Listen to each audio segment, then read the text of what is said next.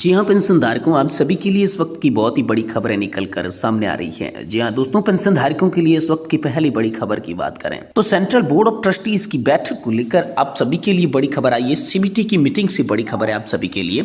EPS 95 higher pension का अवरोध अब दूर, सेल बीएसपी पर बीएमएस का ये रहा बहुत ही बड़ा स्टैंड। तो आखिरकार सीबीटी मीटिंग को लेकर आप सभी के लिए क्या बड़ी खबर आई, हायर पेंशन को लेकर क्या इंपोर्टेंट खबर आई है, इसके बारे में दोस्तों आज की इस वीडियो के अंदर बात करेंगे।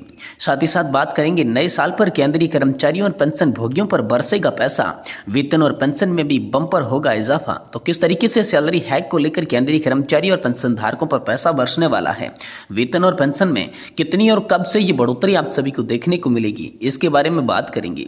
साथ ही साथ दोस्तों आप सभी के लिए बात करने वाले हैं कर्मचारी भविष्य निधि संगठन के सदस्यों के लिए अब दोस्तों तगड़ा रिटर्न मिलेगा। सरकार जो है पीएफ अकाउंट से जुड़े कई अहम फैसले आप सभी के लिए ले चुकी है, तो इसके बारे में भी आज की इस वीडियो के अंदर बात करेंगे। और वहीं बात करेंगे यूपीएस वर्सेस एनपीएस को लेकर आप सभी के लिए बड़ी खबर आई है कि कौन सी स्कीम ज्यादा फायदेमंद है, यह हर कर्मचारी और पेंशनधारक के लिए हाल फिलहाल में जानना बेहद जरूरी है।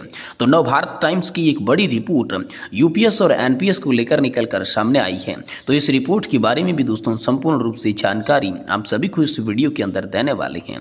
इसलिए आप सभी पेंशन धारकों से निवेदन करती हैं कि दोस्तों आज की इस वीडियो को आप लास्ट तक देखिएगा और साथ ही हमारे चैनल पर नए हैं तो दोस्तों चैनल को भी सब्सक्राइब जरूर कर दीजिएगा। तो चलिए बिना किसी देरी के संपूर्ण खबरों को इस वीडियो के अंदर जानती हैं, जिसमें सबसे पहली बड़ी खबर की बात करें तो सेंट्रल बोर्ड ऑफ ट्रस्टीज की मीटिंग से बड़ी खबर है। ईपीएस 95 हायर पेंशन का अवरोध अब दूर हो चुका है। सेल बीएसपी पर दोस्तों बीएमएस का बहुत ही बड़ा स्टैंड नजर आ रहा है। भिलाई इस्पात संयंत्र अधिकारियों और कर्मचारियों की हायर पेंशन के मामले को बहुत ही जोरदार और गंभीर तरीके से मीटिंग में उठाया गया है। सीबीटी मीटिंग में बीएमएस के सीबीटी मेंबर्स ने उठाया हायर पेंशन का मामला। बीएमएस में हायर पेंशन के अवरोध हुए दूर, दिनेश पांडे के द्वारा ये बड़ी रिपोर्ट आप सभी के लिए हाल फिलहाल में निकलकर सामने आ चुकी है। ईपीएस 95 हायर पेंशन को लेकर बड़ी खबर आ रही है। लगातार उच्च पेंशन को लेकर ईपीएफओ और मोदी सरकार पर सवाल उठा रहे थे। सीबीटी मीटिंग में एक खास बात निकलकर सामने आई है।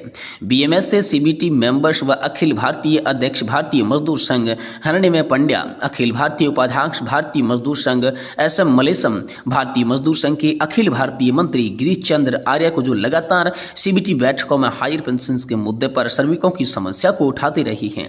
इसी को लेकर 30 तारीख को सेंट्रल बोर्ड ऑफ ट्रस्टीज की मीटिंग में जानकारी देते हुए बताया कि भिलाई इस्पात मजदूर संघ यूनियन के अध्यक्ष दिनेश कुमार पांडे ने बताया कि भिलाई इस्पात संयंत्र अधिकारियों और कर्मचारियों की हायर पेंशन मामलों को बहुत ही जोर और गंभीरता से उठाते हुए बीएमएस से सीबीटी मेंबर्स सुनकरी मलेसन ने एक्सपेक्टेंट ट्रस्ट के हायर विसेस फाइनल टीओएचडब्ल्यू संबंधित मुद्दों पर हायर पेंशन में रही दिक्कतों को बैठक में रखा, जिस पर करीब 1 घंटे तक महत्वपूर्ण और सकारात्मक डिस्कशन हो चुका है।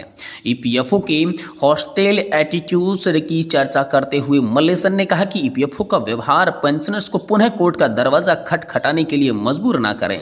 मलेसन ने बताया कि ट्रस्ट का जो रूल है वह आप सब ऑडिटर्स को रूल है उस ईपीएफओ एक्ट में उसमें लागू होता है, इसलिए ईपीएफओ ने सब ऑडिटनेट रूल्स को कोई दिक्कत नहीं होना चाहिए। बैठक में भिलाई इस्पात संयंत्र से संबंधित हायर पेंशन का भी मामला उठा। यूनियन के अध्यक्ष व भारतीय मजदूर संघ के प्रदेश महामंत्री दिनेश कुमार पांडे ने कहा कि श्रम मंत्री व सीबीटी के अध्यक्ष मनसुख मांडविया हायर पेंशन के मामले पर काफी सकारात्मक है और उन्होंने इसके शीघ्र इम्प्लीमेंटेशन पर निर्देश भी दिया है। यह भी बात हुई है कि अगर आवश्यकता पड़ी तो इसे शीघ्र क्रियान्वयन के लिए स्पेशल सेल या एक मॉनिटरिंग कमेटी भी बनाई जाएगी। साथ ही एक्सपेक्टेशन ट्रस्ट के समस्त केसेस में 3 महीने के अंदर प्रक्रिया करना होगा। ट्रेड यूनियन के नेताओं को यह भी आश्वासन दिया गया कि जो भी अधिकारी इस प्रक्रिया को जानबूझकर स्लो डाउन करेगा उसके खिलाफ स्ट्रिक्ट कार्रवाई यहां पर की जाएगी और रुके हुए पेंशन पेमेंट ऑर्डर यानी कि पीपीओ जारी होंगे। जी हां, भिलाई इस्पात मजदूर संघ के अध्यक्ष व अखिल भारतीय संघ के छत्तीसगढ़ प्रदेश महामंत्री दिनेश कुमार पांडे ने बताया कि भारतीय मजदूर संघ के अखिल भारतीय उपाध्यक्ष और सीबीटी मेंबर्स सुनकरी मलेसन का प्रवास शीघ्र भिलाई में होने जा रहा है। दिनेश पांडे ने विश्वास करते हुए कहा कि हायर पेंशन के मामले पर बीएमएस का जो निरंतर प्रयास चल रहा है उसके अनुसार शीघ्र ही भिलाई इस्पात संयंत्र अधिकारियों को रुके हुए पेंशन पेमेंट ऑर्डर यानी कि दोस्तों पीपीओ जारी होने वाले हैं। ये बड़ी खबर आप सभी के लिए निकल निकलकर सामने आ चुकी है। वहीं दोस्तों नए साल पर केंद्रीय कर्मचारी और पेंशन भोगियों पर बरसेगा पैसा, वेतन और पेंशन में भी होगा बम्पर इजाफा। जी हां दोस्तों, देश के 1 करोड़ से ज्यादा कर्मचारियों और पेंशन भोगियों को 8वें वेतन आयोग के गठन का बेसब्री से इंतजार है। प्रधानमंत्री नरेंद्र मोदी की घोषणा का सभी को इंतजार है। इसमें सैलरी और पेंशन में भी बढ़ोतरी की सिफारिशें होगी। 8वां वेतन आयोग जनवरी 2026 से लागू होने वाला है। इससे पहले अपनी रिपोर्ट सौंपने के निर्देश भी आए हैं।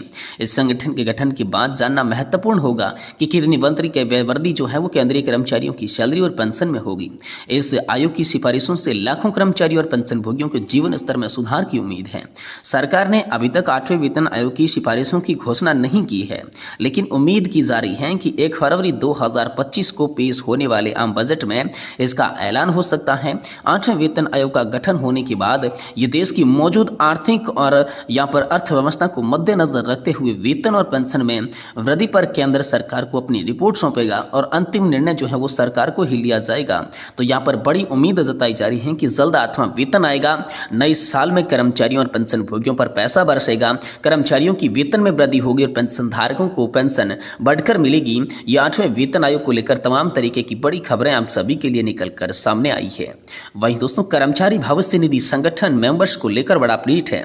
सरकार ने पीएफ से जुड़े कई अहम फैसले ले लिए हैं। सरकार ने बीते दिन पहले पीएफ ट्रस्ट से जुड़े कोई महत्वपूर्ण फैसले किए। सेंट्रल बोर्ड ऑफ ट्रस्टीज ने कर्मचारी की आय बढ़ाने के लिए उनके निवेश को ईपीएफ में जमा करने और बाकी रकम को सेंट्रल पब्लिक सेक्टर एंटरप्राइजेस और भारत 22 फंड में जमा करने को भी मंजूरी दे दी है। जी हां, केंद्रीय भविष्य निधि संगठन कर्मचारियों की जमा राशि पर अब ज्यादा रिटर्न मिलेगा। जी हां दोस्तों, बीते शुक्रवार को केंद्रीय मंत्री मनसुख मांडविया की अध्यक्षता में हुई बैठक, जिस बैठक में ईपीएफओ और ईपीएफओ से जुड़े कई अहम फैसले हुए। इसी बैठक में सेंट्रल बोर्ड ऑफ ट्रस्टीज ने कर्मचारियों की आय बढ़ाने के लिए बेहतर रिटर्न्स दिलाने के लिए एक्सचेंज ट्रेड फंड में निवेश करने को मंजूरी दे दी है। रिपोर्ट के मुताबिक सीबीटी के कर्मचारियों का ज्यादा लाभ दिलाने के लिए उनकी ईटीएफ में राशि जमा को 50% राशि को सेंट्रल पब्लिक फंड एंटरप्राइजेज और भारत 22 फंड में कम से कम 5 सालों के लिए जमा करने को मंजूरी दे दी है। इसके अलावा बची रकम को सरकारी सिक्योरिटीज और कॉर्पोरेट बॉन्ड में निवेश किया जाएगा, जिससे उम्मीद की जा रही है कि कर्मचारियों के पीएफ पर हाई रिटर्न्स मिलेगा। ईपीएफओ इन्वेस्टमेंट स्कीम 2024 की सिफारिश भी की गई। बैठक में सीबीटी की ओर से इम्नेस्टिक स्कीम 2024 की सिफारिश की गई। इसके अलावा कर्मचारियों की आर्थिक मदद के लिए उनकी ओर से कम शिकायतें आएं। इनके लिए बोर्ड ने ईपीएफओ स्कीम 1952 में भी कुछ सुधार करने का फैसला किया, जिसके तहत अब हर महीने 24 तारीख तक जिन क्लेम को सेटल किया जाता है पर उन पिछले महीने के अंत तक ब्याज नहीं दिया जाता। लेकिन बोर्ड ने इस नियम में बदलकर अब क्लेम जिस तारीख तक सेट होगा उस तारीख तक ब्याज दिया जाएगा। ये बात भी आप सभी के लिए कर दी है। ऑटो क्लेम और एलआईसी पर बड़ा फैसला आया है। सरकार ने कर्मचारियों के हक में एक और बड़ा फैसला लिया, जिसके तहत अब ऑटो क्लेम की लिमिट को 50,000 से 1 लाख रुपए कर दिया गया है। अब शादी मकान बनाने के लिए एडवांस में पैसे लिए जा सकेंगे। इसके अलावा और दोस्तों ईएलडीसीआई पर भी बैठक लिए फैसले लिए गए हैं। इसके फायदे को 28 अप्रैल 2024 से पहले लागू करने को मंजूरी दे दी गई है। इसके तहत न्यूनतम बीमा लाभ 2.5 लाख रुपए और अधिकतम 7 लाख रुपए तक का आपको बीमा मिलेगा। यानी ये बड़ी खबर दोस्तों आप सभी के लिए आई है कि आप सभी के लिए जो पीएफ स्कीम है, जो कि ईपीएफओ की एमनेस्टी स्कीम की सिफारिश आप सभी के लिए की गई है। ऑटो क्लेम की सीमा को बढ़ाया गया है।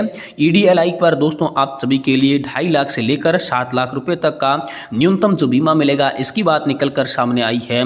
साथ ही दोस्तों ज्यादा रकम पाने के लिए सरकारी सिक्योरिटीज और कॉर्पोरेट बॉन्ड में निवेश किया जाएगा और सेंट्रल पब्लिक सेक्टर एंटरप्राइजेज और भारत 22 फंड में निवेश किया जाएगा, जिससे अब कर्मचारियों और पेंशन धारकों को बेहतर रिटर्न्स देखने को मिलेगा। ये बड़े फैसले दोस्तों आप सभी को बीते शुक्रवार की हुई मीटिंग के तहत आप सभी पेंशन धारकों और कर्मचारियों के लिए लिए गए, जो कि बेहद महत्वपूर्ण फैसले आप सभी के लिए बताए जा रहे हैं।